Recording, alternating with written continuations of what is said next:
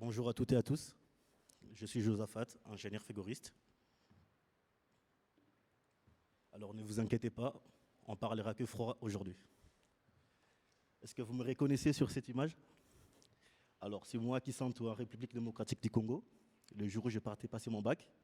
Alors je ne connaissais rien du tout en froid, mais rien du tout. Je suis jeune adolescent grandissant à Kinshasa, en République démocratique du Congo.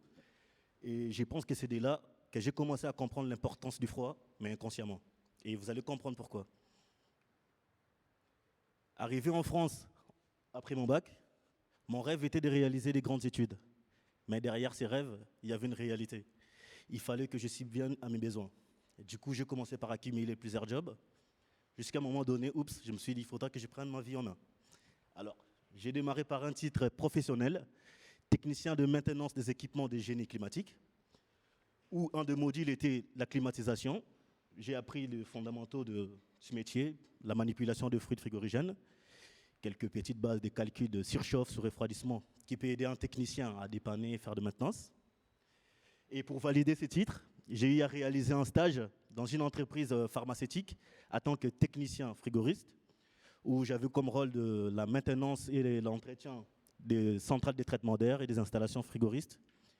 Et c'est de là que j'ai voulu faire ce métier de frigoriste. Alors, mon maître d'apprentissage dans le cadre de ce stage m'a dit, si tu veux faire ce métier, alors il faut aller dans une entreprise qui fait purement du froid. C'est là que tu vas vraiment apprendre ce métier de frigoriste. Alors, dans le souci d'apprendre, j'ai intégré un BTS fluide énergie domotique, option froid et conditionnement d'air. Alors là, les calculs devenaient un peu plus poussés. Des vrais bilans frigorifiques, des vrais calculs sur les traitements d'air, les calculs de dimensionnement des réseaux aéroliques et hydrauliques. Et c'est de là que cette BTS, je l'ai réalisée en alternance en tant que technicien frigoriste. Alors, c'est grâce à mon expérience sur le terrain que je suis tombé amoureux de ces métiers de frigoriste. Alors, vous allez chercher à savoir pourquoi. Parce qu'au-delà des calculs, au-delà de toutes ces machines que j'ai découvertes quand je me suis mis quand j'ai démarré mon BTS, j'avais compris que le froid était une science qui nourrit et qui protège. Alors, à la suite de mon BTS, toujours dans le souci d'apprendre, j'ai intégré l'Institut français du froid industriel. Je sais qu'il y a des futuristes parmi nous, ne vous inquiétez pas de tout le calcul des vents.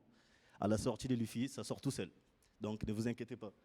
C'est de là que j'ai vraiment pris de vraies bases des conceptions de machines, des installations frigorifiques.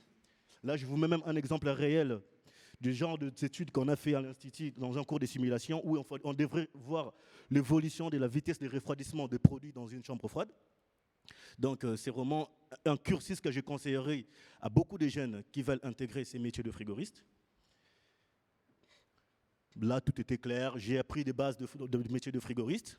Alors, je me suis dit, pourquoi pas intégrer une école d'ingénieur grâce aux connaissances scientifiques que j'ai apprises durant mon parcours. Alors, j'ai intégré une école d'ingénieur en énergétique où j'ai appris des bonnes méthodes de management d'un projet. Là, vous voyez que c'est un peu plus clair. Il y a toujours ces liens entre la partie terrain et la partie bureau.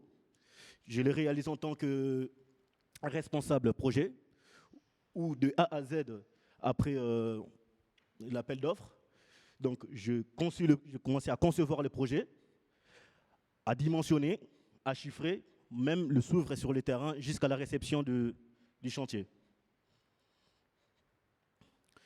Réaliser ce parcours en alternance était très important pour moi parce que j'ai eu à travailler sur plusieurs projets, quels que soient en industrie pharmaceutique, que ce soit dans les industries cosmétiques.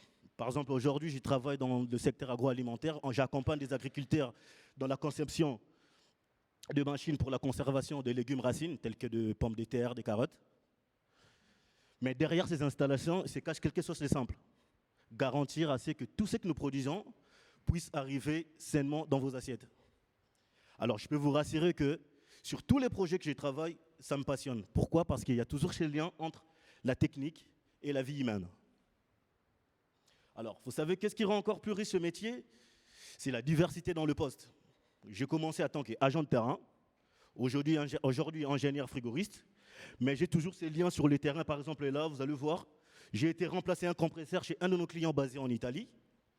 Ces liens sur le terrain, c'est toujours important, j'insiste dessus. Pourquoi? Parce que sur tous les projets que j'ai eu à concevoir, sur tous les projets même que je conçois aujourd'hui, je pense toujours aux frigoristes qui iront sur le terrain pour installer, pour dépanner et pour entretenir les machines. Alors, c'est bien de parler de la technicité, mais depuis un moment, il y a une vérité qui me chagrine. Le froid est le pilier social et le pilier du progrès social dans le monde. En Afrique, on estime que 30 à 40% des denrées alimentaires sont perdues faute de conservation. Vous imaginez 30 à 40%? Donc c'est comme si dans une boulangerie, le moitié de pain sont perdus avant d'arriver chez les clients. Ce n'est pas seulement un drame économique, mais c'est un drame humain. Ce n'est pas que de la nourriture. La sécurité sanitaire des vaccins, l'accès à certains médicaments, tout cela dépend du froid. Donc le froid, c'est la dignité, le froid, c'est la santé, le froid, c'est la sécurité alimentaire. Alors, j'ai beau à vous parler de la technicité, j'ai beau à vous parler de machines, mais pour moi, le froid, c'est ces liens humains. Je vois ces liens visibles entre un champ de pommes de terre en Afrique, un agroalimentaire en Europe et vos réfrigérateurs à la maison. Donc, j'ai bien vous détailler mon parcours, mais mon histoire est celle de ce jeune homme grandissant à Kinshasa, en République démocratique du Congo, aujourd'hui ingénieur, mais je n'ai pas oublié pourquoi j'ai choisi ce métier d'ingénieur frigoriste. Alors, si j'ai un message à vous laisser ce soir, c'est que le progrès ne se mesure pas seulement à des inventions spectaculaires. Parfois, il se cache derrière un souffle invisible, celui du froid, qui protège notre avenir commun. Merci pour votre présence.